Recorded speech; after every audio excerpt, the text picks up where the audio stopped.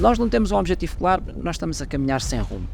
É como a Alice nos Países das Maravilhas, ela chega a uma encruzilhada e pergunta, ou para a direita ou para a esquerda, e o gato diz, queres ir para onde? Não sei, então não interessa, não é? E é a mesma coisa, se nós não temos objetivos claros, para onde é que é o caminho? Não interessa.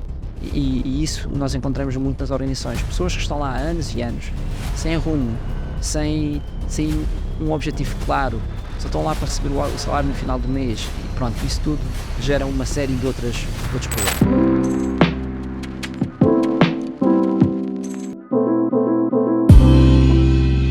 Olá a todos, sejam muito bem-vindos a mais uma edição do nosso podcast Geo Talks, e hoje temos a honra de receber o CEO da Flow Moçambique, faz parte obviamente da Flow Internacional, Pedro Santos. Muito bem-vindo ao nosso podcast. Muito obrigado, foi um prazer por estar aqui, obrigado pelo convite. Muito obrigado.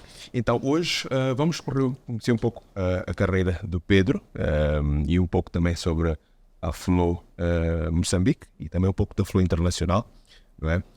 E talvez começamos por querer perceber de si, Pedro, um pouco da sua trajetória profissional dentro da Flow. Se pudermos abrilhantar com isso, a gente agradece. Ok. Bom, então se calhar começo um pouco mais atrás da Flow. Eu comecei a trabalhar ainda na universidade, entrei numa organização que se chama IASEC, se calhar muitos de vocês conhecem, é a maior associação de estudantes do mundo, está em mais de 100 países, e foi fundada após a Segunda Guerra Mundial com o intuito de promover o intercâmbio de pessoas, para que aquele conflito horrendo que aconteceu não houvesse novo, as pessoas tivessem um entendimento cultural melhor. Foi paixão à primeira vista, eu entrei no meu segundo ano e os 3 anos seguintes dediquei-me muito à IASEC, quase a escola passou para segundo plano, porque de facto o que nós estávamos a fazer era algo muito interessante, desenvolver os líderes do amanhã, desenvolver as pessoas, desenvolver talentos, ir até às empresas, tentar angariar estágios para estudantes de estrangeiros poderem vir para Portugal. Então foi muito interessante. Eu fui subindo na organização e ao fim de 3 anos já não dava para ser part-time, porque fui para o Comitê Nacional, fui primeiro vice-presidente e depois presidente, e isso já eram funções full-time, então eu fiz 3 anos part-time e 4 anos em full-time. Quando eu terminei o meu mandato de presidente na IASEC em Portugal, decidi tentar a minha sorte para a IASEC Internacional, para o topo da organização. Candidatei-me e fui eleito para vice-presidente, então fui para Roterdão, vivi lá 2 anos, primeiro ano como vice-presidente, segundo ano como presidente, e na IASEC os mandatos são de 1 ano, portanto ao fim do ano termina, então já tinha feito tudo, então terminei o mandato de presidente e decidi, mais do que conseguia qualquer emprego naquela altura, porque havia muitos patrocinadores da IASEC, empresas muito grandes, que estavam sempre à procura dos talentos, então conseguiria qualquer trabalho assim na Europa, Londres, era onde muitas das pessoas estavam a ir, mas eu tinha um gosto por entender a Ásia estava a crescer muito, a China em particular estava a crescer muito, isto 2004, e eu pensei, bom, eu quero ir ver como é que é um motor de crescimento, então procurei e decidi também testar um pouco do nosso produto, que era os estágios internacionais, então consegui um estágio em Singapura, mudei-me para Singapura em 2005, fui trabalhar 1 ano com o CEO da DHL Ásia Pacífico. Na altura ele tinha 41 países a reportar a ele e o meu trabalho era muito simples, era dar-lhe todo o apoio a nível de analítico que ele precisasse. Então ele passava muito o seu tempo a visitar os maiores países, eu tinha que ir uma semana antes, preparar todos os relatórios, entender como é que estava a situação do país, preparar informação para ele, para depois ele chegar e durante um dia conseguir fazer uma análise ao negócio e testar as pessoas e ver como é que as coisas estavam. Para mim foi uma experiência excelente, porque deu para ver, eu era novo, tinha 26 anos, como é que uma organização tão grande como a DHL é gerida, ou seja, como é que um gestor de topo passa o seu dia. E tive sorte, não é? Porque a pessoa era mesmo fenomenal, tinha uma ética profissional excelente, ele entrava no trabalho às 7 da manhã, das 7 às 8 tinha tempo para mim, a partir das 8 da manhã era reuniões até à noite, e ele não saía do escritório sem ter tudo fechado. Então era, aquela nossa hora das 7 às 8 era interessante, porque estava ali a trabalhar com ele e tinha atenção só para mim. Ao fim desse 1 ano, eu achei que, pronto, apaixonei-me também pela organização. A DHL está em todo o mundo, tem muitas oportunidades. E ele disse-me, olha, tu se queres crescer na DHL, deves-te juntar a esta equipa de elite, que era uma divisão especial, que trabalhava aos 100 maiores clientes da DHL. Então fui para lá, para essa equipa, chamava-se Global Customer Solutions, fiquei a gerir as operações de um grande cliente, a Dell, eram mais de 300 milhões de dólares por ano só em movimentações com a DHL, e eu tinha que olhar por 14 países e garantir que as coisas estavam a funcionar.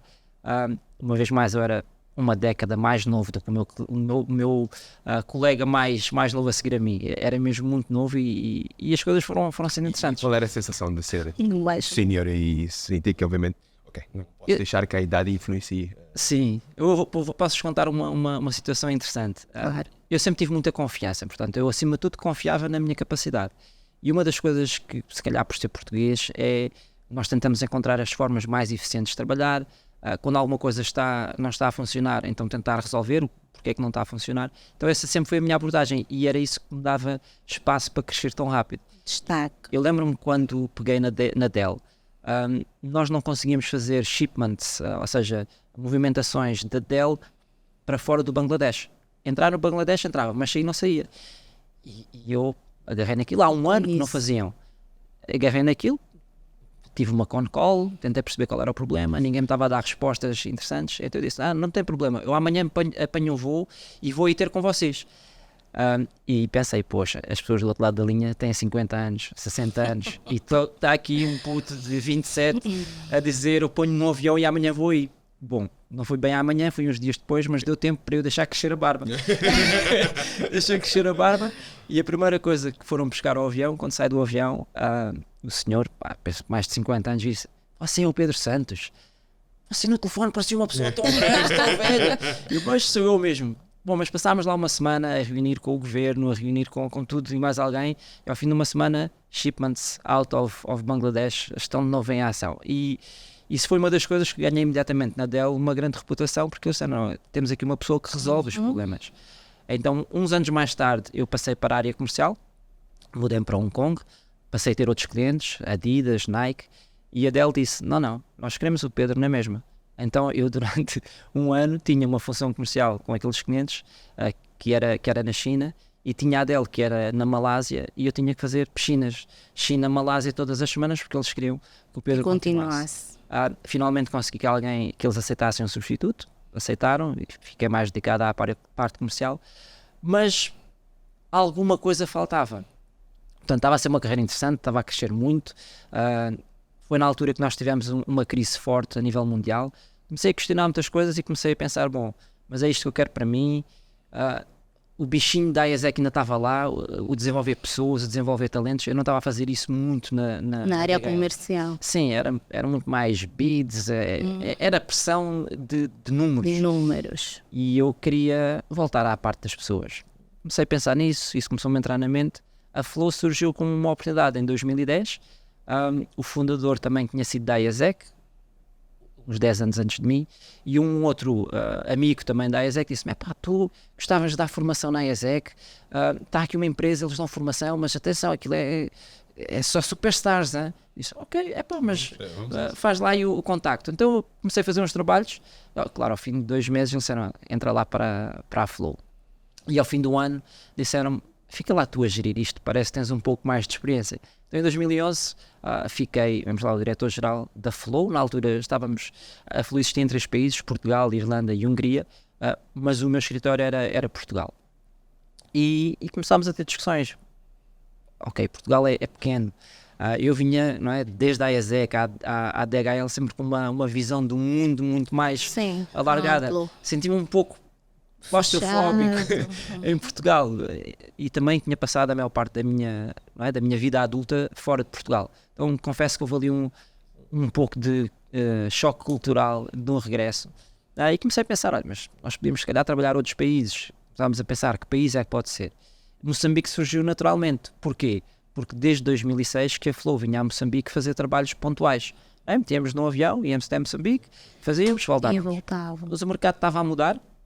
E começámos a perceber que, ter um escritório no país, de facto, iria alavancar muito mais o crescimento. Então, em 2012, abrimos cá, os primeiros 2 anos difíceis, à procura de mais clientes, a tentar provar o nosso nome. 2012, obviamente, acho que foi o ano em que estava também a entrar aqui grandes multinacionais. Sim, a Val entrou uns anos antes.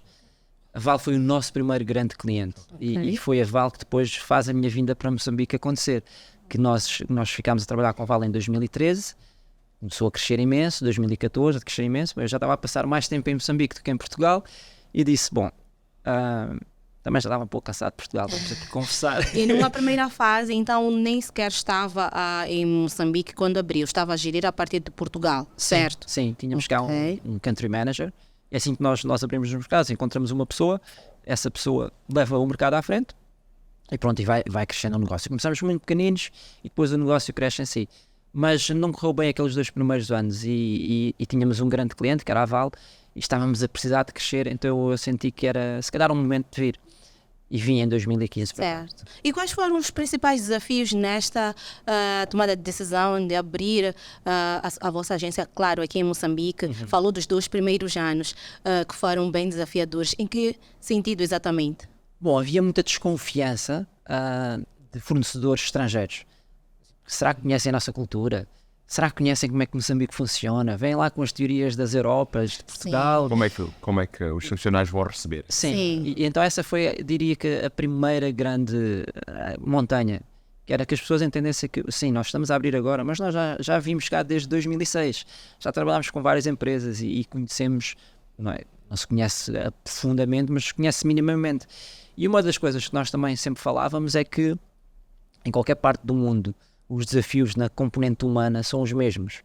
Os melhores profissionais em qualquer geografia, em qualquer indústria, têm as mesmas particularidades. O desafio de um líder, de um gestor, é semelhante. Então, tentar um pouco desmistificar, sim, há uma cultura aqui, como há em qualquer lado do mundo, mas o tipo de coisas que nós estamos a trabalhar são coisas transversais e são coisas que vamos encontrar aqui na China, na Malásia, no Cazaquistão, e são semelhantes. E foi isso que nós tentámos. Mas esse era o primeiro desafio.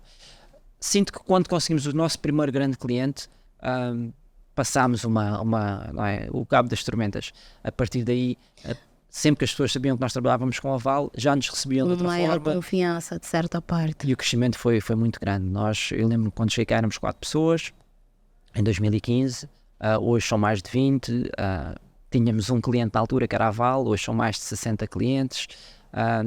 Todo o mercado nos conhece, especialmente nas nossas áreas de intervenção, que é muito o desenvolvimento das pessoas, desenvolvimento da liderança, trabalhar a cultura organizacional, garantir que há uma cultura onde as pessoas se sentem bem, onde as pessoas querem produzir, onde as pessoas vestem a camisola. E isso hoje em dia, diria que nós somos o principal player no mercado, portanto foi uma boa trajetória. Certo. Pedro Santos, a Flow lidar com recursos humanos, lidar com pessoas. E, de certa forma, isto não é algo tão fácil e linear de se dar, porque desde que conhece uma empresa, há um trabalho a se fazer de forma específica para aquela empresa. Neste âmbito de lidar com diversas empresas, para vocês como Flow, como é que vocês têm estado a se posicionar para conseguir, acima de tudo, trazer a mudança que se pretende? Tendo em conta que não é padrão, é diferente de empresa para empresa. Muito boa pergunta, e é uma pergunta que nós levámos muitos anos a desenvolver a nossa resposta. Acho que qualquer empresa, não é? Nós percebíamos que tínhamos algo a entregar ao mercado quando trabalhávamos com um cliente, e isto é norma desde que eu entrei na Flow, e acho que era antes de eu ter entrado. Nós entramos com um trabalho pequenino, gostam tanto de nós e que ficamos anos e anos. Nós temos clientes há mais de 10 anos. Em Portugal há mais de 15 anos com os mesmos clientes. Porquê? Então nós tentámos colocar em processo o que é que nós estamos a fazer de diferente. E nós reparámos que há dois tipos muito grandes dois tipos de empresas de consultoria. Temos empresas de alta intensidade, em que fazem um team building, as pessoas sentem-se bem, divertem-se naquele dia, muita energia, despertam curiosidade, mas acaba ali. Portanto, alta intensidade, alta energia, muita motivação, mas nada mais acontece. Depois temos empresas muito focadas no conteúdo. Têm conteúdo excelente, mas ninguém quer ouvir. Dão grandes formações, fazem relatórios excepcionais, mas ninguém lê. E acho que o que a Flow trouxe foi conseguir combinar estas duas. Nós temos algumas crenças. A primeira crença é que os melhores dos melhores, eu falava disto há uns minutos atrás, têm algo em comum. E quando eu pergunto isto num workshop, numa formação, e digo então, o que é isso em comum? As pessoas começam a dizer muitas coisas, todas que nós vamos concordar. Têm mais ambição, têm mais determinação, têm mais resiliência. Eu digo que sim, é tudo isso, mas não há uma palavra que consegue trazer essas palavras todas. E a palavra é atitude. Ou seja, Os melhores dos melhores têm uma atitude diferente. Nós entramos em qualquer empresa e consegue-se ver. São aquelas pessoas que têm um brilho diferente nos olhos, não se deixam abalar pelas dificuldades, tentam de uma maneira, não dá desta, tentam de outra, e estão sempre lá na luta. E são estas pessoas que são promovidas, que crescem, que saem dessa empresa para uma outra. Então nós percebemos que para trabalhar atitude com adultos, não é chegar a uma sala e dizer: ei, tem que ter mais atitude. As pessoas vão olhar para ti e vão dizer assim: este saiu de onde? Ok, diz-me algo que eu não saiba. Então nós descobrimos que para as pessoas trabalharem a sua atitude, têm que chegar lá por elas próprias. Eu costumo dizer: se eu digo algo, isso é verdade para mim. Mas se tu descobres algo, isso passa a ser verdade para ti. Então nós temos que levar as pessoas a descobrir. Percorremos o mundo à procura de ferramentas que nos ajudassem a trabalhar a atitude. Então temos algumas ferramentas que, quando usamos, as pessoas chegam às respostas por elas próprias. É como se estivessem a olhar para um espelho. Olham ao espelho e veem a sua atitude. E depois veem os resultados que essa sua atitude está a dar. E é aí que começa a nascer a mudança. Nós temos 4 fases que nós usamos no processo, que é a primeira fase, provocação e questionar. Nós temos que provocar as pessoas, temos que ir ao seu íntimo e dizemos, é quase como ser um cirurgião. Nós temos que cortar pela carne, mas sem tocar no tendão, mas temos que cortar. A pessoa tem que sentir desconforto, a pessoa tem que sentir que estes tipos estão-me aqui a apertar. Têm que ser confrontados com a realidade delas. Esta primeira parte é importante. A segunda parte é inspirá-las para a mudança. E esta parte de questionar, provocar e de inspirar para a mudança, eu chamo isto lavrar o terreno. Nós estamos a preparar o terreno para o que vem a seguir. Se nós não fazemos esta parte, não conseguimos fazer a parte 3 e a parte 4. O que é a parte 3? É quando temos as pessoas a dizerem: ok, eu já percebi que não sei, eu já percebi que não estou a fazer bem, digam-me lá como é que se faz. E chegamos ao ponto onde nós queremos. Porque nós temos o conteúdo, temos as frameworks, temos as teorias, mas isso não serve de nada se a pessoa não quiser. Se não tiver a vontade, se não tiver a atitude de querer aprender. Então, quando nós fazemos bem o trabalho de questionar, de provocar, de as inspirar, e eles dizem: então, agora como é que é? Então sim, aí trazemos as ferramentas, como é que eu posso ser um melhor líder, como é que eu me posso gerir melhor, como é que eu posso trabalhar melhor conflitos na minha equipa, e isso tudo as pessoas absorvem com muito mais forte. O quarto passo, que é muitas vezes descurado, é suportar a implementação. A mudança não acontece num dia, não é fizemos uma formação de 3 dias e a pessoa já sabe tudo. Então nós temos alguns, nós chamamos check-ins ao longo de uns meses, para ver que dificuldades é que tiveram na implementação.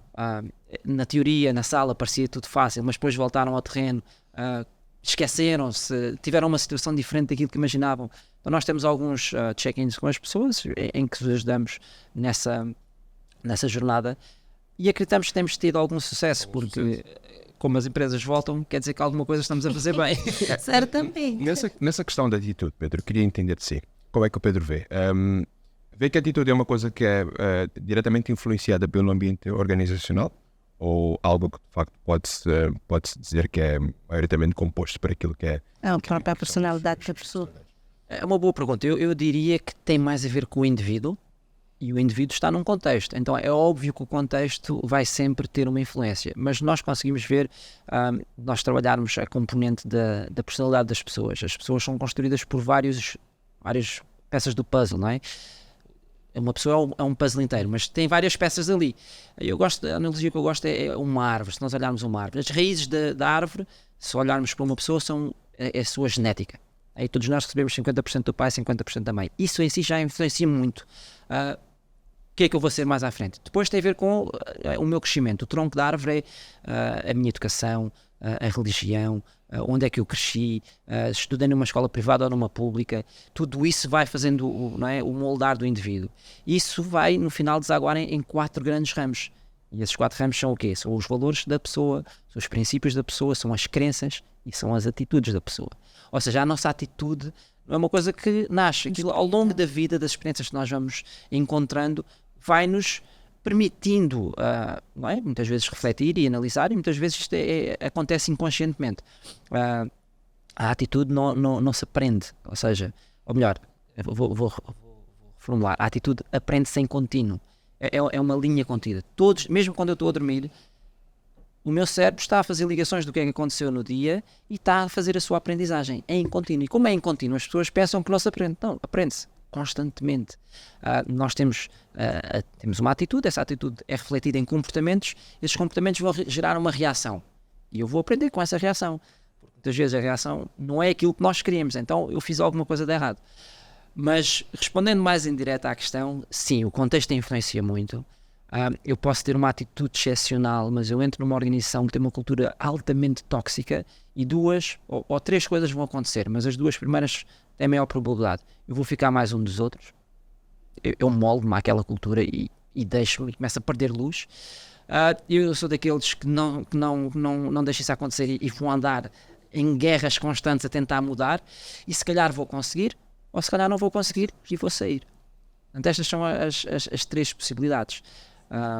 E de certa forma é exatamente isso que nos faz voltar àquele processo que a Flow implementa, de fazer o questionamento, provocar, e tudo este processo de certa forma vai também mudar aquilo que é o ambiente. Se o ambiente muda, aquela que é a raiz, aquela que é a personalidade da pessoa tem mais probabilidade de sair e voltar a produzir em prol da empresa. Então, nós começamos a ver que as empresas de consultoria e recursos humanos têm sim um papel importante na sociedade e também na vida das empresas. E este modelo que foi apresentado, só para mim que estava aqui sentada, não tive ainda estas questões, mas já deu para refletir. Já deu para começar a refletir. Muito bem, muito bem. E a nível de benefícios para colaboradores, não é? Queria entender até que ponto a Flow tem posso assim dizer, estratégias de forma a conseguir contemplar e ajudar as empresas, obviamente, a poder estender isso aos seus funcionários. Sim, eu chamo ao nosso trabalho, quando ele é bem feito, o triple win, a vitória tripla, que vai ser benéfico para a empresa, porque vai conseguir produzir melhores resultados, vai ser benéfico para o indivíduo, porque vai ter um ambiente mais saudável, e vai ser benéfico para a sociedade, porque um melhor líder é também um melhor pai, um melhor esposo, uma melhor esposa, uma melhor mãe, e um melhor membro da igreja. Então temos que conseguir o triple win. Nós não nos chamávamos Flow no início, o nome da empresa era Síntese Azul, ainda esse é o nosso nome legal. Flow porquê? Porque existe um modelo que quando nós conhecemos, nós dissemos, mas é isto que nós estamos a tentar fazer, vamos mudar o nome porque isto fala realmente no nosso core, aquilo que nós queremos. O modelo Flow foi desenvolvido por um sociólogo húngaro. Ele durante 30 anos explorou o que é que faz os indivíduos terem uma performance excepcional. E todos nós já sentimos flow. Flow é quando nós estamos tão imersos no que estamos a fazer que o mundo à nossa volta desaparece. Nós tínhamos um problema que andávamos há semanas a tentar resolver e de repente em minutos resolvemos. Mas nós estamos super focados naquilo. O colega vem ter connosco, bate no braço e vamos almoçar. E nós olhamos ao relógio e dizemos, já são horas, já passaram 3 horas. E certamente todas as pessoas já sentiram isso. Então o que ele procurou é como é que se consegue que isto perdure mais tempo e o que é necessário para entrarmos nesse estado. Porque quando nós conseguimos entrar nesse estado é quando aquela performance mesmo desbloqueia e as coisas acontecem. Isto é muito fácil de ver no desporto, é muito fácil de ver nas artes. Nós conseguimos ver futebolistas em flow, conseguimos ver um maestro até fecha os olhos quando está a dar as notas, mas como é que ele fecha os olhos se ele tem que ler a pauta?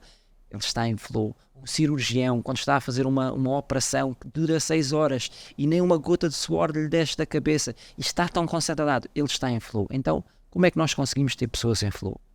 E o que ele descobriu, depois de 30 anos a explorar o tema e muitos livros que ele escreveu, é que há 3 grandes ingredientes. Ingrediente número 1, nós temos que ter objetivos muito claros. Se nós não temos um objetivo claro, nós estamos a caminhar sem rumo. É como a Alice nos Países das Maravilhas. Ela chega a uma encruzilhada e pergunta, vou para a direita ou para a esquerda? E o gato diz, queres ir para onde? Não sei, então não interessa. Não é? E é a mesma coisa, se nós não temos objetivos claros, para onde é que é o caminho? Não interessa. E isso nós encontramos muito nas organizações. Pessoas que estão lá há anos e anos, sem rumo, sem um objetivo claro, só estão lá para receber o salário no final do mês e pronto, isso tudo gera uma série de outros problemas. Segundo ingrediente, feedback frequente. Coisa que também não existe assim tanto nas organizações, mas existe no desporto, por exemplo, não é? Eu marco um golo e é instantâneo. É instantâneo. Eu falho um passo, também é instantâneo. É feedback automático. Esta é a parte fácil. Portanto, a componente dos objetivos e do feedback. O modelo em si é uma grelha muito simples, 2 eixos, vertical e horizontal. No eixo vertical temos desafios. Nós temos ou desafios altos ou desafios baixos. No eixo horizontal temos as nossas skills, as nossas habilidades. E temos ou skills altas ou skills baixas. Juntando as duas, se eu tiver um desafio alto, mas a minha skill é baixa, como é que eu me sinto? Eu sinto-me em stress, eu sinto-me em ansiedade. E este hoje em dia é um dos maiores cancros das organizações. Nós temos muitas pessoas a passar por dificuldades porque o desafio é maior do que a sua competência e não se sentem capazes para o fazer. Este é um dos primeiros problemas que nós temos que resolver. Segundo problema, eu posso ter um desafio baixo e uma skill alta. E isso também encontramos muitas pessoas que pararam no tempo, não evoluíram, a tecnologia evoluiu, mas elas continuam a fazer da mesma maneira. E é um recurso completamente desperdiçado, é desperdício para a empresa, é desperdício para as pessoas que só estão ali a ver o tempo passar, é desperdício para a sociedade, porque uma vez mais temos uma pessoa que está a ficar amorfa. Este é o segundo grande cancro. Então, como é que nós conseguimos atingir o estado de flow? Desafio alto com skill alta. E é aqui que acontece a magia. Quando nós conseguimos, o desafio é altíssimo, mas a minha skill para aquele desafio também é alta. Eu tenho um objetivo claro, eu tenho feedback contínuo, eu entro naquele estado emocional, mental, em que as coisas começam a acontecer por si próprias. Então, o que nós acreditamos é que nós temos que trazer flow para as organizações. Quando nós conseguimos, ok, o problema é o desafio é alto, não tem skill, nós temos que trabalhar a componente das skills, temos que ajudar as pessoas a chegar lá, formações e por aí fora. Se o problema é que temos muitas pessoas com um desafio baixo, mas com skill alta, então muitas vezes temos que reorganizar, temos que pôr a pessoa certa no lugar certo, temos que os ajudar a ter as conversas difíceis que não estão a ter, voltar a mexer um pouco na atitude da pessoa, a dizer, epá, sai lá dessa apatia, ainda podes fazer mais. E a mim dá-me mais gosto conseguir trabalhar estas pessoas, porque eram pessoas que estavam lentamente já a ir no caminho errado, porque a componente das skills é mais fácil de trabalhar. Hoje em dia o conhecimento está ao dispor de qualquer pessoa. Eu não sei fazer isto, não tem problema, agarra no YouTube, vais estudar uma semana, has de saber fazer tudo. A componente de desafio baixo é mais difícil. Nós temos que mudar um pouco. Então é aqui que nós, ou seja, não trabalhamos só o componente da formação, mas muitas vezes é mesmo de reorganização, de como é que a empresa está, ter as pessoas certas nos lugares certos, como é que a estratégia se junta a tudo isto. Então, e é aí que nasce muito trabalho de cultura. E hoje em dia nós trabalhamos imenso cultura nas organizações. Porquê? Voltamos à vitória tripla. Se eu tenho pessoas em flow, o que é que vai acontecer? A empresa vai ter muitos melhores resultados. E hoje em dia já há estudos que provam isso. Uma empresa com a maior parte dos seus colaboradores em flow dá cabo da concorrência. Não há concorrência que consiga. E isso é melhor para a empresa, obviamente, produz melhores resultados, pode recompensar melhor os seus colaboradores e temos ali um círculo virtuoso, em vez do círculo vicioso, que funciona a favor da empresa. E vocês, todos nós conseguimos ver essas empresas. São especiais, têm algo diferente. Têm muitas pessoas em flow. Há uma experiência em particular que eu senti e abriu obviamente a visão para aquilo que é a relação que eu tenho com os meus colegas. Acho que foi numa das participações, numa das formações que nós tivemos por acaso com o Flow, em que antes da gente iniciar para a fase de desenvolvimento e por aí em diante as atividades, fizemos um exercício básico que era conhecermos cada um de nós, quais são as skills que nós tínhamos, quais são os nossos pontos fortes, quais são os nossos pontos fracos, e de facto percebemos que no fim do dia ninguém é virtuoso, somos todos nós, não existe ninguém em particular que tenha mais ou menos, mas cada um tem um papel na organização, na área que faz, e depois começamos a entender, ok, bem, esta pessoa está na área de vendas, aquilo que é de facto a descrição dela, bate. Mas tínhamos alguém que, por exemplo, era muito minucioso no trabalho em que fazia, prestava muita atenção, era muito...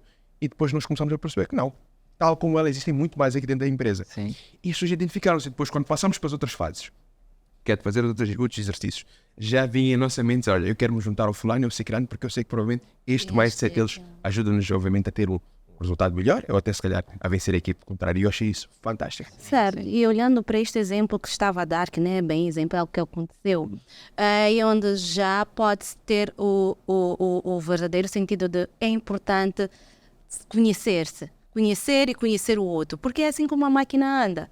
Aquilo que é a minha fraqueza pode ser a tua força e nós dois conseguimos levar as coisas avante. A empresa na divisão de tarefas e tudo em diante. Torna tudo muito simples. É aquilo que diz, as pessoas não querem estar num sítio, num local em que estão constantemente sob pressão, stress. Agora, quando as pessoas são alocadas nos lugares onde realmente devem estar, o trabalho flui. É tudo muito leve. E encontras outras pessoas que dizem, mas o meu trabalho é muito isto, muito aquilo. Tu paras, olhas tipo, mas isso não acontece. Né? Mas por quê? Porque está num sítio certo, com as pessoas certas e que sabe aquilo que é a sua valência. Uau, é perfeito. Esta conversa, de certa forma, abre horizontes para os profissionais e não só para as empresas, acima de tudo, porque estamos cada vez mais a evoluir. Os tempos são outros. O Pedro Santos, em algum momento antes da nossa conversa, esteve a falar que está envolvido em outros países. Gostava que mencionasse, porque eu quero tocar neste ponto também, além de Moçambique, Brasil. Sim, então nós abrimos aqui em 2012 e foi uma boa experiência. Então depois começámos a abrir mais alguns. Abrimos no Cazaquistão em 2014, abrimos Brasil em 2017 e este ano em janeiro abrimos dois novos países, que foi Espanha e Malásia. Então estamos um bocadinho dispersos, mas aquilo que eu dizia, os desafios na área das pessoas são muito semelhantes em qualquer mercado. Depois, obviamente, tem aspectos culturais específicos, mas aquele desafio no dia-a-dia, as pessoas todas querem ter um bom ambiente de trabalho. As pessoas todas querem contribuir. Ninguém acorda de manhã a dizer como é que eu hoje vou fazer um mau trabalho. Não. Ninguém acorda a pensar isso. Quer dizer, alguns podem acordar, mas a grande maioria acorda e quer fazer bem. Mas depois chegam ao trabalho e as coisas não saem. Então nós temos de descobrir o que é que está a impactar negativamente. Para poder realmente desbloquear e as pessoas, eu acredito que as pessoas podem ter uma boa experiência no trabalho, deve ser esse o objetivo. Até porque mas não é isso que nós vemos. Tempo. Mas não é isso que nós vemos, infelizmente. A minha análise, a nossa análise é que grande parte das organizações são ambientes tóxicos. Lá vou usar essa palavra outra vez, mas é a melhor que eu tenho. São ambientes onde as pessoas não se sentem bem, as pessoas não estão a crescer. De alguma coisa tem que ser feito. De tempos em tempos tem que se fazer um check-in. Qual é a saúde? E porquê que as coisas são assim? Eu sempre digo, as melhores empresas deste mundo não deixaram que a sua cultura acontecesse. É programado, há um desenho. Tipo, nós, na Google, nós entra na Google e se vê aqueles puffs de todas as cores. Aquilo não foi um acaso, aquilo foi propositado, por alguma razão. Então, as empresas têm a responsabilidade de dizer, proativamente, que cultura querem ter. E deve ser uma cultura que está de acordo com os seus objetivos estratégicos. E é isto que é muita da nossa luta hoje em dia. Luta não é a palavra certa, mas muito do nosso trabalho é ajudar as empresas a entenderem se a cultura que têm hoje ajuda a atingir os objetivos ou causa resistência. E a maior parte das vezes está a causar resistência. Sim. Empresas dizem que querem ser orientadas para o cliente, mas têm uma cultura altamente competitiva, altamente de cada um faz só o seu e não quer saber do outro. Pois, então isso assim deixa de ser orientado para o cliente. Não é mais formação que vai resolver o problema. É trabalhar a cultura e que realmente as pessoas fiquem de forma diferente. Então é muito esse o trabalho que fazemos. E hoje estamos em 9 países, 6 que eu trabalho diretamente, objetivos de estar em muitos mais, porque de facto isto é uma necessidade em todo o mundo. Não é só em Moçambique, não é só em Portugal, em todo o mundo há esta necessidade de ter ambientes mais produtivos, de ter melhores líderes, líderes que façam crescer as pessoas e não líderes que sejam autoritários e que castrem as pessoas, portanto, o chamado chefe. Então, há muitas oportunidades. Tem que se ter um pouco de olho para as oportunidades e ir atrás. Quem olhar à nossa história diz, mas porquê que esses países? Isso não faz muito sentido. Mas cada país teve uma história por trás. Não é? Abrimos no Moçambique porque já vinhamos cá há muito tempo. Abrimos no Brasil porque tínhamos um cliente no Brasil, trabalhámos muitos anos toda a componente da liderança desse país. Esse nosso contacto saiu da empresa e passado uns tempos disse, olha, eu agora quero sair do mundo corporativo, quero trabalhar numa consultoria, gostava muito que fosse a Flow. E nós há 2 anos que andávamos a pensar, íamos abrir no Brasil, mas quem? Pronto, juntou-se. A pessoa certa entrou. Então, um ex-cliente ficou o nosso representante no Brasil. Então, e cada país tem a sua história. Mas, acima de tudo, nós procuramos economias onde sentimos que podemos criar impacto, podemos deixar o nosso cunho, contribuir. Então, tem sido isso. Talvez mercados mais emergentes é onde nós estamos hoje em dia. Certo, quando questionava mesmo sobre os países, era para tocar naquela questão também de inovação e cultura, porque são países que fazem parte de diversos partes do mundo e certamente aquilo que falou quando explicou do desafio que teve quando vieram iniciar em Moçambique, que era a questão cultural. E como é que a Flow olha para a questão cultural de cada um destes pontos, acaba se adaptando a cada cultura, tem uma marca da Flow, que é a base e que em algum momento também tenta moldar em função disso, como é que trabalham esta questão, tendo em conta que são pontos totalmente diferentes, culturas totalmente diferentes, e ainda tem a questão da inovação também, que em alguns países estão bem mais desenvolvidos que outros. Como é que a Flow lida com estas questões? É um pouco dos dois, não é? Nós, obviamente, trazemos uma matriz. E a matriz é muito à volta daquilo que eu tenho falado, das nossas crenças. Não é? Acreditamos que os melhores destacam-se pela atitude. Se nós queremos causar impacto, nós temos de trabalhar a atitude, não é começar a trabalhar outras coisas. Acreditamos que ambientes com muitas pessoas em flow ajuda às organizações. Então isto é uma matriz, vamos lá. Mas obviamente que cada mercado, onde é que surge a diferença cultural? É como é que se aborda o mercado. Há mercados mais formais, há mercados mais informais, há culturas mais, vamos lá, hierárquicas, há culturas menos hierárquicas. Isto é a parte.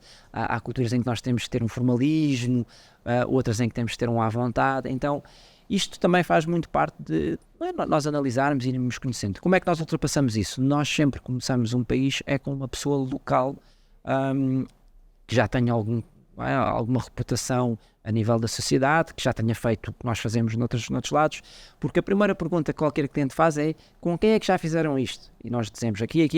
Não, neste país. Neste país ainda não fizemos. Então isto não seria uma resposta muito, muito sólida. Então a nossa resposta é: nós enquanto empresa ainda não fizemos, mas o nosso partner já fez aqui, ou seja, vamos trazer conhecimento local com as pessoas que contratamos no local, com as nossas abordagens, não é? A nossa cadeia de valor, os nossos produtos, as nossas ferramentas, que depois obviamente são ajustados às realidades específicas. Isto ajuda muito. Depois a componente da inovação. Sim, há mercados que estão um pouco mais avançados que os outros. Brasil, por exemplo, é um mercado já muito maduro na componente do desenvolvimento de pessoas, ou seja, já tudo existe lá. Mas ainda assim, nós hoje em dia trabalhamos muito temas de AI, portanto, inteligência artificial, já usamos muito inteligência artificial em alguns dos nossos programas. Há uns anos atrás, durante o Covid, foi a migração para o online, portanto, isso foi automático. Levámos uns meses a dizer: ok, isto que está a acontecer, temos que ir para o online. E hoje em dia temos muitas ferramentas que, de facto, há países tão grandes como o Brasil, por exemplo, em que ainda parte da nossa entrega é virtual, porque eles entenderam que não temos que andar a voar 300 pessoas de todo o país para se encontrarem fisicamente e fazer algo. O Covid provou que dá para fazer isto virtualmente. Então países como o Brasil, que é gigante, Cazaquistão, que é gigante, já temos ainda temos muitas entregas a nível virtual. E obviamente que esse é um campo que tem tido muita inovação nos últimos anos. Nós próprios criámos algumas dessas ferramentas também e disponibilizámos para o mercado. Então, para nós, acho que o Covid foi muito positivo, tirando toda a componente, não é, de saúde, que foi bastante horrível para todo o mundo, mas ajudou muitas empresas a fazerem algo rapidamente que há muitos anos que adiavam, e ali a necessidade fez a força.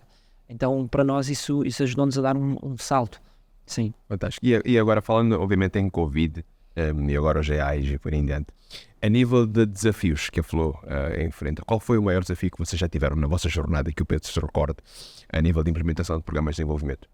A nível dos programas, muitas vezes eu acho que este é o desafio mais comum. É que, por exemplo, quando falamos de um programa de liderança ou num programa de cultura, pessoas que estão habituadas a trabalhar com outras empresas, se calhar pensam que é 3 dias e já está. Que é uma injeção. Eu chamo isso uma injeção. Levas uma injeção, já está. Não está. A injeção só trata o sintoma, mas se realmente nós quisermos trabalhar algo em profundo, nós precisamos de um prazo mais alargado. Um programa de cultura leva, em média, 4 a 5 anos para se verem os resultados. Agora, qual é o CEO que fica 4 ou 5 anos numa organização? Já são poucos. E se ficar, qual é que é o CEO que consegue manter no topo da agenda algo durante 4 ou 5 anos? É difícil. Então esta tem sido a principal dificuldade, que é continuar a ter na agenda, não é, da liderança estes temas, porque estes temas levam algum tempo e não podemos ser impacientes e pensar que ao fim de 3 meses já está tudo mudado. Não, não está tudo mudado. Estamos a falar de pessoas, estamos a falar de regras encalcadas, muitas delas regras não formais, não é? Ficaram, e que nasceu, olha, esta é a regra e todas as pessoas seguem aquelas regras informais, mas não se sabe porquê. Então isto leva ao seu tempo. Então este é o principal desafio, ok, fizemos o primeiro ano, excelente, todas as pessoas estão interessadas. No segundo ano agora a prioridade é outra. E isto, a primeira vez que me aconteceu eu fiquei muito espantado, tipo, mas nós temos as pessoas no ponto certo. Em dezembro, as pessoas estavam no ponto certo. Esperamos até junho para arrancar a segunda etapa, perdemos tudo. Tivemos quase que voltar a fazer o início. E esse primeiro projeto foi um projeto muito grande cá em Moçambique, que envolveu todas as províncias, centenas de colaboradores. Foi uma grande aprendizagem, porque percebemos que a partir dali nós é que tínhamos que controlar o processo e não deixar que ficasse tanto tempo de hiato entre uma fase e outra. Então hoje em dia já somos muito mais ágeis a tentar explicar que não podemos perder o momentum. Isso é garantir que continua lá em cima, é muito importante. Essa talvez o principal desafio hoje em dia. O outro desafio é que muitas vezes quando há problemas de orçamento, ou seja, né, de números, os números não estão a bater certo, onde é que se corta? E isto eu já sei desde os meus tempos da DHL, porque eu vivi isto na pele. Houve um dia, 2007, estamos no topo da crise e sai um e-mail para todos os colaboradores a dizerem: a partir de hoje não há mais consultoria, não se contrata mais nenhum consultor, freeze global. Então de um dia para o outro a DHL, que era talvez das empresas que mais contratava consultorias, eram projetos atrás de projetos, fechou. Portanto, essas consultorias que trabalhavam com a DHL tiveram ali um stress e isso continua a ser realidade.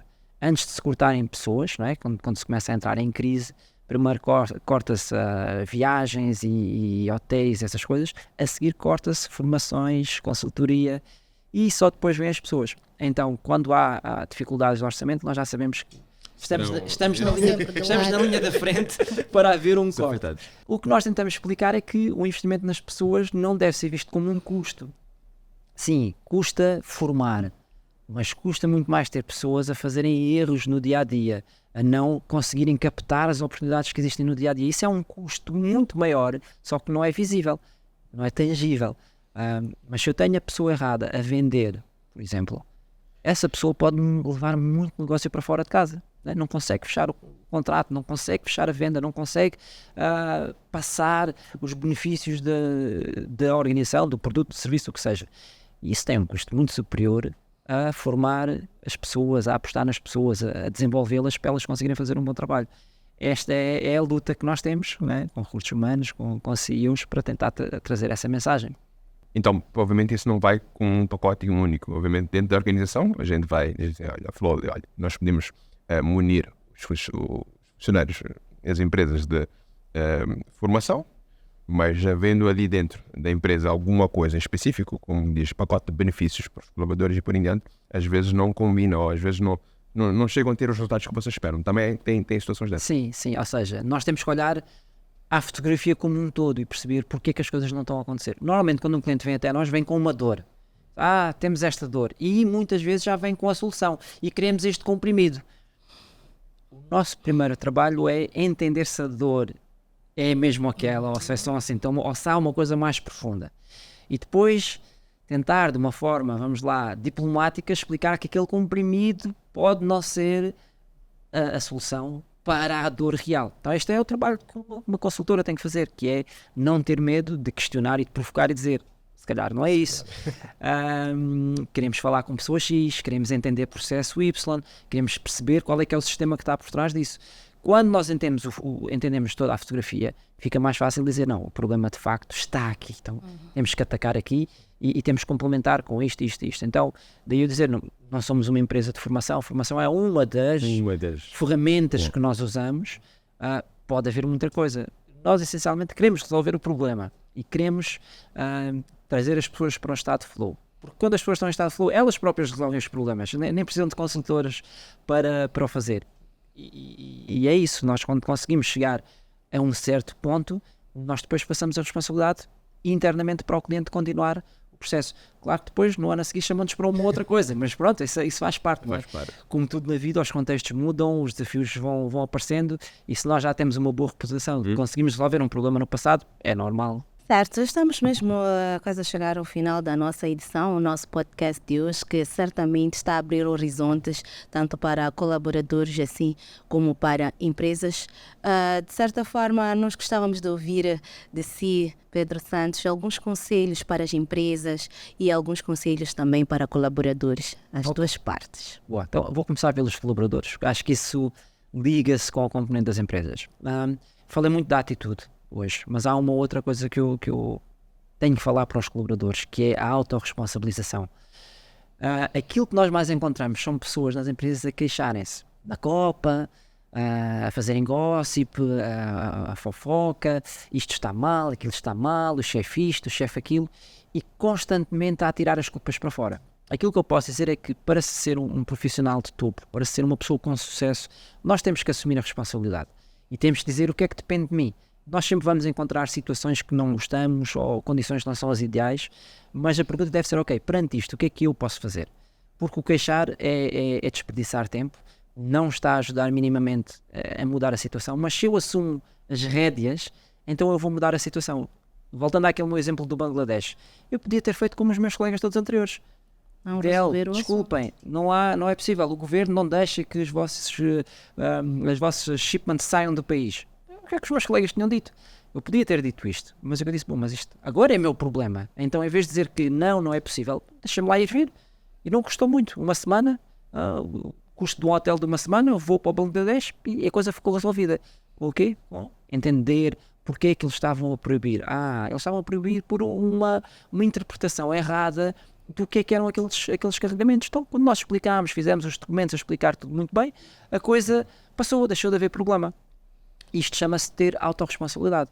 O fácil é eu dizer, não é possível. Ou, não é o meu trabalho. O chefe é que sabe. Isto é aquilo que nós mais ouvimos. Mas aquilo que nós tentamos na Flow explicar, e nós temos alguns programas para a juventude, é conseguir realmente colocar na cabeça das pessoas que vocês é que vão liderar a vossa carreira. Vocês têm que ser o vosso próprio CEO.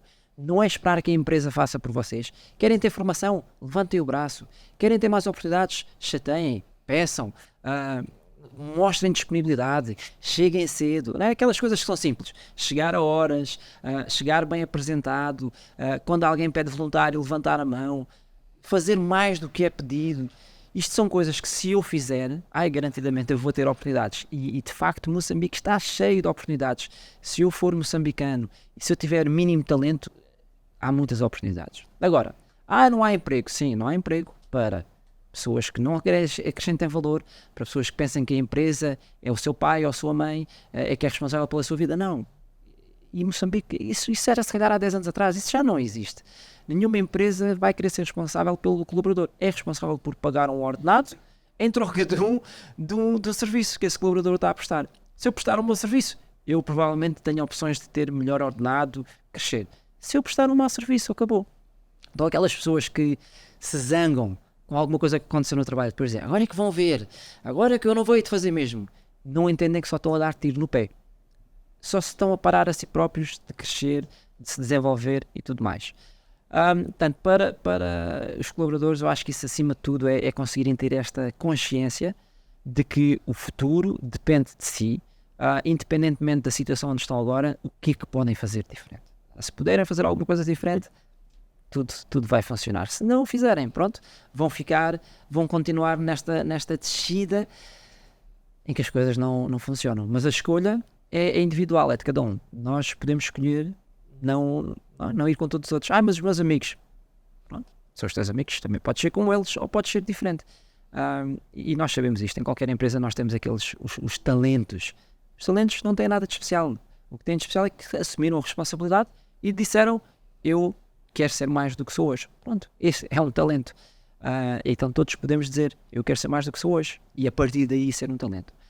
Para as organizações, é olhar ao lado do humano das pessoas. As pessoas não são números. Toda aquela pessoa tem uma história por trás.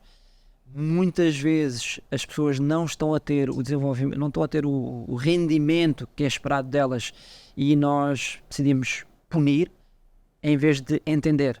E muitas vezes só o ato de tentar entender, de falar com a pessoa, entender o que é que se está a passar, só isso pode desbloquear e a pessoa sentir-se que de facto eu não sou um número, sou uma pessoa. É muito fácil em Moçambique, vou falar aqui do nosso mercado, um líder ser chefe, não é? Porque a cultura é um pouco hierárquica, não se pode falar mal para uma pessoa mais velha. Pronto, a partir daí está tudo feito para, se eu sou líder, eu é que mando, tu fazes o que eu mando, quando eu quero, o que eu quero, e acabou. E isso muitas vezes não é? E faz com que as pessoas se rebelem, mas rebelem-se como? De uma forma silenciosa, não fazendo o mínimo possível, olhando para o relógio, a 4 horas já estou a sair, entrar, não é? Eu corro muitas vezes de manhã aqui na Marginal, eu vejo pessoas às 7 da manhã dentro dos carros a dormir, estão à espera que sejam 8 para entrarem exatamente às 8, e eu pergunto, mas porquê é que não entraram às 7? Se já estão aqui, porquê é que não entram às 7 e trabalham aquela hora antes de todo mundo, conseguem fazer algo, quando o chefe chegar vão mostrar serviço? Façam isso uma semana, um mês, vão ver o resultado. Em vez daquela hora que estão a dormir no carro, das 7 às 8, vão ser a pessoa que está na linha da frente para ser promovido. Porquê? Porque sei que é sempre às 7. Porque faz sempre o que é para fazer antes do deadline, antes de ser pedido. Mas isto é um trabalho, é uma dança a dois. Do lado da liderança das empresas, é importante olhar às pessoas como um ser humano, que tem necessidades, que tem problemas. Às vezes as pessoas não estão a ter um rendimento porque se passa algo em casa que, pronto, ninguém é perfeito, ninguém é robô e não há como chegar ao trabalho e está tudo bem quando eu em casa tenho uma crise, Exato. Tenho as coisas a arder. Então, entender não é... Quando eu digo empatia, é diferente de simpatia, que é, eu entendo e tento ajudar no limite da minha posição. Não é, agora desculpe tudo e mais alguma coisa porque está a acontecer isto. Então, eu não estou a dizer, não é para desculpar, mas é para entender. Porque quando nós entendemos, nós conseguimos trabalhar de forma diferente. Acima de tudo, conseguimos ter um ambiente onde as pessoas se sentem bem. As pessoas não mudam de empresa só porque vão receber mais. Sei o porquê. Porque foi receber mais. Muitas vezes não é isso. Muitas vezes eu conheço tantas pessoas que saíram para receber menos, mas porque já não aguentavam mais aquela cultura, já não aguentavam a perseguição, não aguentavam a ditadura e disseram, não, eu quero uma cultura diferente, mais leve, onde eu me sinta eu. E isto, em alguns mercados, nós já vemos, no Brasil, por exemplo, já é um tema fortíssimo, em que a pessoa tem que se sentir ela própria. E ela própria é na forma como se veste, na forma como se apresenta. Imaginem lá eu aqui a parecer cheio de piercings e tatuagens nas mãos numa empresa. Não, eu não vou ser contratado naquela entrevista só pela minha aparência. Hoje em dia, em alguns mercados, não, as pessoas não querem saber disso, querem saber o que é que tu podes fazer pela minha empresa. Não me interessa se vens com piercings em todo o lado, tatuado, mas o que é que tens de bom? E estas pessoas têm algo que se calhar nós não sabemos e que pode ser muito viável. Então é isto, esta dança tem que ser a dois. Por um lado eu tenho que querer mais, tenho que me autorresponsabilizar, por outro lado a empresa tem que olhar também para mim como uma pessoa única, diferente, com uma personalidade diferente e tentar perceber onde é que eu posso contribuir, não é? Porque a diferença é o que faz a diversidade, é o que faz a força numa organização. Não é ter todos iguais, ter todos à imagem do chefe. Não, é ter diferentes valências, diferentes pontos fortes, diferentes pontos fracos. E isso é que ajuda a que as organizações deem passo em frente. E se uma organização está a funcionar bem, provavelmente os colaboradores estão a ser bem recompensados. E pronto, é o tal ciclo virtuoso que eu falava há pouco, que as coisas começam a surgir de uma forma muito mais natural. E agora queria ter a sua opinião sobre um tema que me vem sendo cada vez mais presente nas empresas, não é? Que é um pesadelo das AIs e robóticos e por aí em diante, não é? Queria entender qual é a visão do Pedro Santos em relação a isso, se de facto... Qual é que é o pesadelo? É as pessoas terem medo de ser substituídas? Ok. Eu uma vez, não há tanto tempo, tive uma discussão calorosa, uma sala com 50 pessoas, e alguém me dizia, pois, mas isto tudo, esta automatização, isto vai acabar com os nossos empregos. E eu dizia, sim, se nós pararmos no tempo, é um facto, vai acabar com isto. Bom, eu acho que estamos no início, Portanto, não dá para perceber bem onde é que isto nos vai levar. Há muitos cenários a serem levantados. Agora, todos nós devemos ter curiosidade de começar a brincar com isso. Quando eu digo brincar, é começar a usar isso. Eu vi há umas semanas alguém fazer o discurso de licenciatura a agradecer ao ChatGPT pela sua graduação. É verdade, mas o ChatGPT, para dar um exemplo, não vai dar a resposta necessariamente 100% certa, mas vai-me abreviar o caminho. Eu antes tinha que ler centenas de páginas para descobrir alguma coisa. Eu agora, se calhar, faço 2 ou 3 boas perguntas, cruzo os dados e vejo, olha, aqui está. Então, eu acho que o AI nos ajuda, mas nós temos que ter curiosidade não é para explorar e não dizer, o AI... Não, vai lá explorar. Porque há muitos trabalhos que hoje em dia são autênticos, autênticos pesadelos. Vou dar exemplos concretos aqui. Passamos na portagem. Aquela pessoa, coitada, que está ali a cobrar, que trabalho é esse? Faz lá 8 horas, está a receber dinheiro, dar dinheiro, todo o tempo, só isso. Mas nós sabemos, eu quando vou a Portugal já quase não há essas portagens, é automático. Eu pago com dinheiro para a máquina dá muito dinheiro, acabou, não tem que estar lá uma pessoa. Mas aquela pessoa perdeu o emprego. Está bem, mas primeiro era um emprego digno.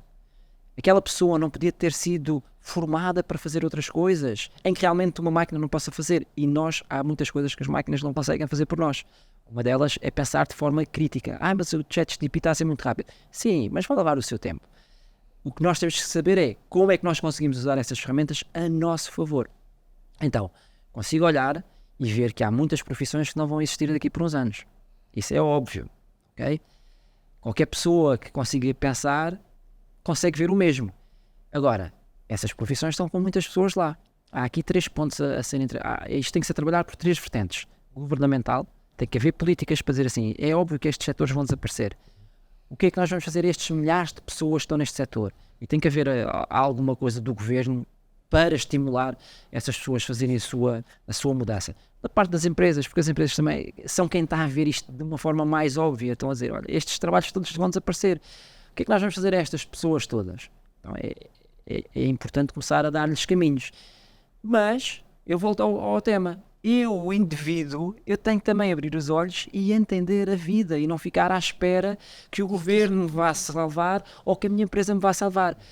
Eu posso já aprender algumas coisas. É aquilo que eu digo. Hoje em dia, com uma semana de estudo no YouTube, eu fico expert em qualquer coisa. Criação de aves, não tem problema, vamos. Uma semana vou aprender tudo o que houver para aprender e vou ser um expert. Fazer uma mina não sei do quê. Está tudo está disponível. Então, o que é que falta? Vontade. Atitude. Há um exemplo muito que eu às vezes quando converso assim eu digo, olha, do mesmo jeito que as bibliotecas já estavam lá e pronto, haviam pessoas interessadas em ir à biblioteca a ler. Sim. E uma parte que não estava interessada ou quando fosse lá não sabia como procurar informação. Do mesmo jeito que a internet, os motores de busca existem há anos, mas até hoje existem pessoas que não sabem fazer o uso do motor de busca, outros que também não acreditam muito nisso. Sim. Quero acreditar que também vai acontecer com tudo o que vier daqui para frente, em que existem pessoas que têm interesse em aprender e conforme disse o Pedro, olha, uma semana dedicada a um certo tema leva-lhe melhor posição do que muitos à sua volta. Eu quero acreditar que a atitude vai contar muito nesse fator. Certo. Algo que nós perguntamos sempre aos nossos convidados é referente a o que é que lhe inspira, um livro que tem estado a ler, que gostava de partilhar e não só, para fechar. Ok, então, livros, eu gosto muito de ler, leio muito. Então, um que este ano me inspirou muito foi um do Robin Sharma, chama-se O Clube das 5 da Manhã, que fala de como é que os executivos de topo têm a sua rotina matinal e como isso lhes ajuda a ultrapassar a grande parte da população. Ninguém gosta de se levantar tão cedo e levantar-se muito cedo e usar bem aquelas primeiras 2, 3 horas do dia, como é que isso impacta. Vi no início do ano, já me tinham falado há muito tempo, o Robin Sharma eu já conheço há mais de 20 anos, ele tem um outro livro que eu gosto muito, que é O Monge que Vendeu o Ferrari, mas tinha adiado de ler este livro e quando li disse, mas porquê é que eu não li isto antes? Porque de facto tem aqui mensagens importantes e a mim este ano ajudou-me imenso a conseguir ainda ter mais foco, mais disciplina, que são coisas importantes e que são músculos que nós temos que trabalhar. Se nós trabalhamos não acontece. Isso inspira-me muito. esse livro inspirou-me e ler inspira muito. Eu diria que para mim a minha missão é o que me inspira mais hoje em dia. E é algo que eu descobri 6, 7 anos atrás. Descobri na Flow. Uma das nossas palestras que nós falamos fala disto da autorresponsabilização, e há um conceito que é o conceito de locus de controle. E são 2 círculos. Desenho 2 círculos num flipchart. Num círculo ponho um pontinho dentro do círculo e no outro círculo ponho um pontinho fora do círculo. O locus de controle vem do latim, locus, local, controle, comando. Onde é que é o centro de comando de cada pessoa? E nós temos 2 tipos. Ou temos locus de controle externo, e locus de controle externo é alguém que diz assim: eu cheguei atrasado porque estava a trânsito, eu chumbei porque o professor fez perguntas que não tinha dado matéria, eu não estou a vender porque o preço dos meus produtos é muito alto. Tudo o que acontece é culpa do outro. Locus de controle interno é o oposto. Eu chumbei porque eu estudei na véspera, eu cheguei atrasado porque ontem à noite fui sair, bebi uns copos a mais hoje de manhã, quando tocou o despertador não me consegui levantar a hora, eu não estou a vender porque de facto eu ainda não entendi bem como articular a mensagem. E há uma grande diferença entre estes 2 tipos de pessoas. Todos nós ou temos um locus de controle mais interno ou mais externo. Quando nós temos este locus de controle interno, nós estamos a assumir o controle da nossa vida. Quando temos um locus de controle externo, estamos a dizer que os outros é que têm o controle sobre a nossa vida. Então a minha missão é evangelizar esta componente de assume a responsabilidade. Quando nós vemos, isto é no indivíduo, mas quando vemos muitas empresas com pessoas com locus de controle interno, já sabemos que são fora de série. Países também, porque isto também se vê a nível de país. Eu como sou português, brinco com Portugal. Portugal é um país, é uma zona geográfica que tem muitas pessoas com o quê? Locus de controle externo. Então a culpa é de todos, dos outros, nunca é minha. Mas há países neste mundo com locus de controle interno muito forte. E em África também os há. Um deles é o Ruanda, que viveu um genocídio terrível, mas hoje olhamos e é uma história de sucesso. Porquê? Tem muitas pessoas a dizerem o que é que nós podemos fazer. Perante esta situação, o que é que podemos fazer? Assumir a responsabilidade. Então o meu sonho é esse, é conseguir ter mais pessoas em Moçambique com locus de controle interno do que pessoas com locus de controle externo. Quando nós tivermos mais pessoas do lado bom a assumir a responsabilidade, a maior parte dos problemas desaparecem, porque as pessoas assumem a responsabilidade de os resolver e não ficam a dizer isto, aquilo. Então isto é o que me inspira no dia a dia, é conseguir ver que alguém não estava a ver isto e eu consegui de alguma forma, não é, abrir os horizontes à pessoa, e a pessoa disse: uau, ok, eu posso ser diferente, eu posso fazer diferente. E isto é fácil de ver nos colaboradores da Flow, não é? Como eram no início, como são hoje em dia, em muitos clientes. Dá muito gosto, em qualquer lado que vou, alguém: ei Pedro, ei, como está? E falar de alguma coisa como aconteceu há uns anos, é sinal que as coisas estão aí no bom caminho. Mas para mim é isto, conseguir ter mais pessoas com locus de controle interno, é aquilo que eu sinto que é a minha missão hoje em dia. Uau! Muito obrigado, Pedro Santos. Eu é que agradeço. Por aqui nós ficamos com esta conversa bastante recheada, educativa, e que certamente vai gerar um grande impacto a todos que forem a acompanhar. Nós paramos por aqui no nosso podcast de hoje. Esperamos bem que tenham gostado e até uma próxima oportunidade.